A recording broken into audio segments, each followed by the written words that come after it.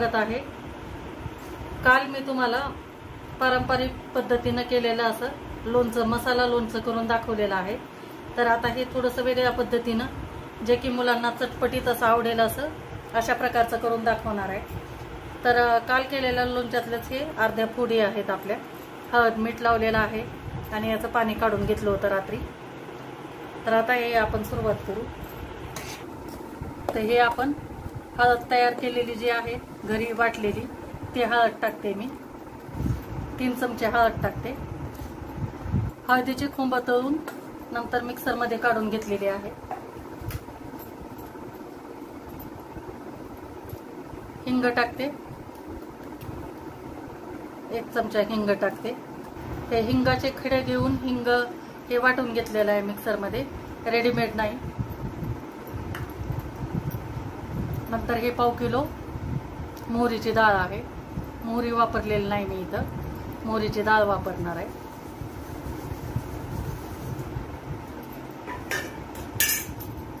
आणि याच्यामध्ये हे सुरुचीचा लोणची मसाला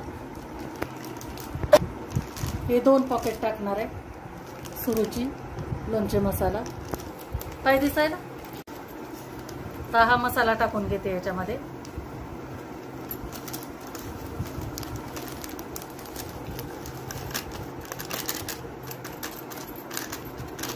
दोन पॉकेट टाकते कारण 2 किलो कैरी आहे त्याच्यामुळे 2 पॉकेट टाकणार आहे।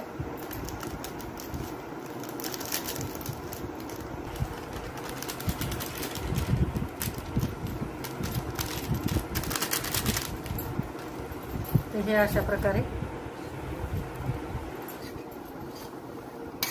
मिक्स करून घेते छान। हे अगदी चटपटीत मस्त आपला हॉटेल सारखा एकदम छान लाल भडक असं लोणचं मुलांना आवडतं ते, त्यांच्यामुळे हे करून ठेवते। छान मिक्स करून द्यायचं एकदम। आता याच्यामध्ये आपल्याला मीठ टाकून घ्यायचं आहे। त्याला पण आपल्याला अर्धा किलो मीठ टाकायचं आहे।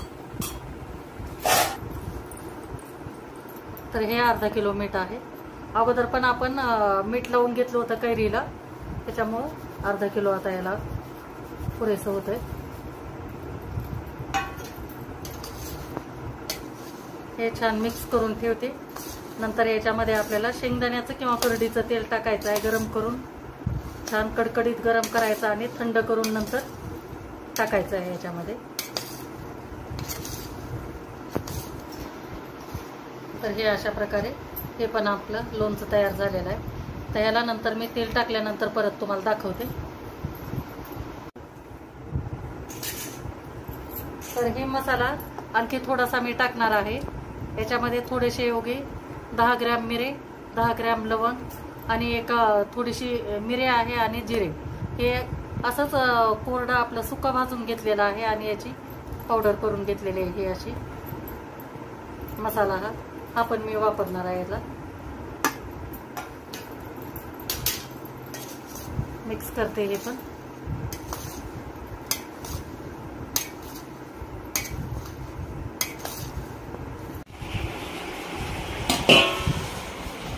हे बघा आता हे आपलं छान आता लोणचं मुरलेलं आहे। थोडंसं बघा चांगलं ओलसर झालंय। तर आता याच्यामध्ये आपल्याला तेल टाकून घ्यायचं आहे। मस्त खमंग असा सुवास सुटलेला आहे याचा। तर हे मी 2 किलो तेल एकदम उकळून थंड करून घेतलेलं आहे। एकदम शेंगदाण्याचं तेल आहे। शेंगदाण्याचं किंवा करडीचं तुम्ही कशाचंही वापरू शकता। तर आता हे मी तेल टाकणार आहे। त्याच्या अगोदर ते बरणीमध्ये भरून घेते अगोदर लोणचं। तर अशा प्रकारची बरणी घ्यायची एकदम स्वच्छ आणि 2 दिवस मस्त उन्हामध्ये वगैरे कडक वाळवून नंतर भरायचं याच्यामध्ये लोणचं। तर लोणचं भरून घेते याच्यात,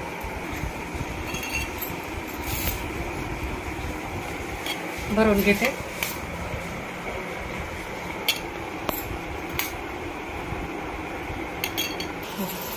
हे अशा प्रकारे हे बघा असं बरणीमध्ये भरून घेतलेलं आहे। हे अशा पद्धतीने जर लोणचं केलं तर एकदम वर्षभर या लोणच्याला काहीच होत नाही। तर मी 2 किलो तेल घेतलेलं आहे। तर आता याच्यामधलं अर्ध तेल मी याच्यामध्ये टाकणार आहे। चांगलं एकदम थंड करून घ्यायचं आहे. 1 ते 2 तास लागले मला हे थंड करायला. आता याच्यामध्ये घेते टाकून.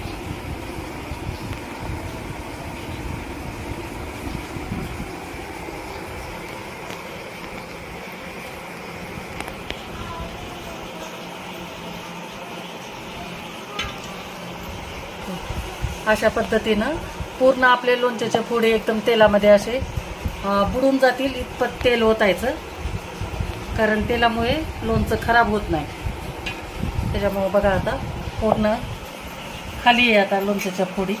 बघा हे अशा पद्धतीनं.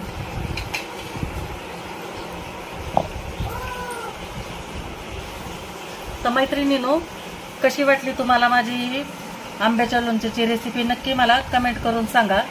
आणि माझा व्हिडिओ जर आवडला असेल तर लाईक करा, शेअर करा आणि चॅनलला नवीन असाल तर सबस्क्राईब करा. थँक्यू.